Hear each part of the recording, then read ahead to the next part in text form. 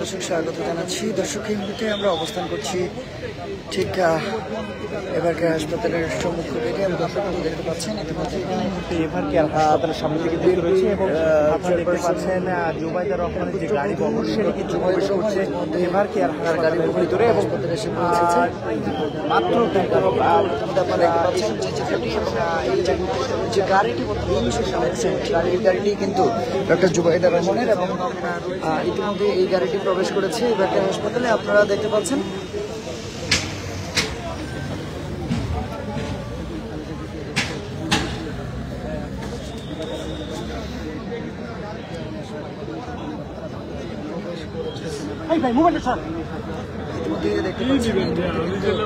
আইন শৃঙ্খলা বাহিনী ইতিমধ্যে বেশ নিরাপত্তা সহকারে নিরাপত্তা বেষ্টনী দিয়ে কিন্তু এক প্রকার জুবাইদা রহমানকে হাসপাতালে নিয়ে এসেছেন। আপনারা দেখতে পাচ্ছেন সরাসরি সেই চিত্রটি।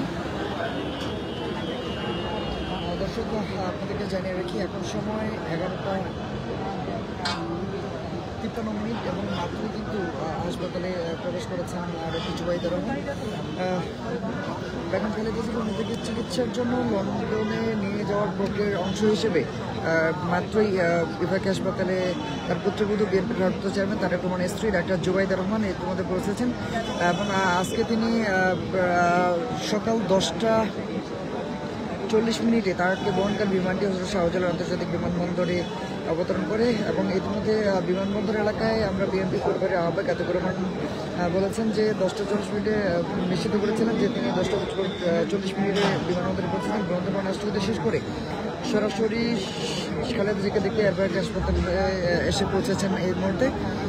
জুবাইদা এবং জুবাইদা রহমান যুক্তরাজ্যে দেশে ফিরেছেন তার সরাসরি খালেদা জিয়ার সার্বিক পরিস্থিতি তদারকি করতে হবে তার লন্ডন যাত্রার সঙ্গী হবে। প্রায় দীর্ঘ বছর 17 বছর পর গত মে মাসে একবার খালেদার সঙ্গে দেশে এলেও এবার অসুস্থতার জন্য শ্বশুরকে বিদেশে নিয়ে যাওয়ার জন্য তার এই ঢাকা সফর অত্যন্ত তাৎপর্যপূর্ণ বলে মনে করছেন অনেকে। এর মধ্যে কিন্তু দেখতে পাচ্ছেন যে বিএনপির অন্যান্য নেতাকর্মীরা কিন্তু ইতিমধ্যে এখানে প্রবেশ করছে। এদিকে জুবাইদা রহমানের ঢাকা প্রস্থানের খবর এলো খালেদা জিয়ার লন্ডন যাত্রা নিয়ে সৃষ্টি জটিলতা এখনো কাটেনি। এর আগে আজ সকালে বিএনপি মহাসচিব মির্জা ফখরুল ইসলাম আলমগীর জানান কাতারের আমিরের পক্ষ থেকে খালেদা জিয়াকে বহন করার জন্য বিশেষ যে এয়ার অ্যাম্বুলেন্সটি শুক্রবার আসার কথা ছিল সেটি কারিগরি ত্রুটির কারণে আসছে না। বিএনপির মহাসচিব আরও জানান বিশেষ এয়ার অ্যাম্বুলেন্সটি শনিবার ঢাকা পৌঁছাতে পারে, তবে যাত্রা নির্ভর করছে খালেদার শারীরিক সক্ষমতার উপর। মির্জা ফখরুল ইসলাম আলমগীর বলেন ম্যাডামের শরীর যদি যাত্রা উপযুক্ত থাকে এবং মেডিকেল বোর্ড যদি সিদ্ধান্ত দেয় তাহলে ইনশাল্লাহ 7 তারিখ উন্নত চিকিৎসার জন্য দেশ ছাড়বেন তিনি।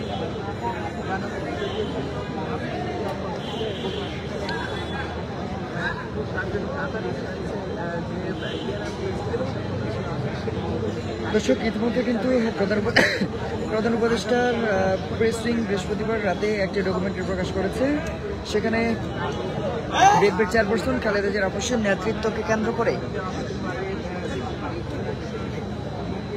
নির্মিত একটি ডকুমেন্টারি প্রকাশ করেছে অন্তর্বর্তীকালীন সরকার। সেই ডকুমেন্টারিতে বলা শিষ্টাচার সৌজন্যতাবোধ দৃঢ়তা দূরদর্শিতা ও প্রজ্ঞার সমন্বয়ে তিনি হয়ে উঠেছেন বাংলাদেশের রাজনীতির অন্যান্য চরিত্র।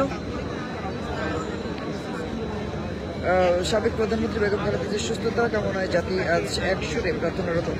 সংস্কৃতি বিষয়ক মন্ত্রণালয় নির্মিত 2 মিনিট 40 সেকেন্ডের দীর্ঘের the long walk to democracy শিরোনামে ডকুমেন্টারিতে দেশের গণতান্ত্রিক আন্দোলনের খালেদা জিয়ার ভূমিকা ও গুরুত্ব সহকারে তুলে ধরা হয়েছে।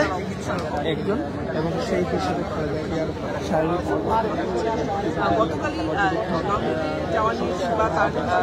সরাসরি আন্দোলন গণতন্ত্র পুনরুদ্ধার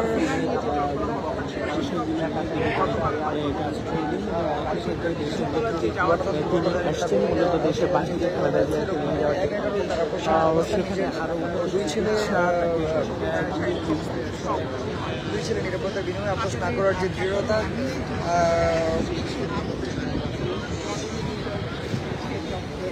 উল্লেখ করা হয়েছে। পাশাপাশি ফেসিবাদ ইতিমধ্যে এবং সাবেক জুলাই বিপ্লবে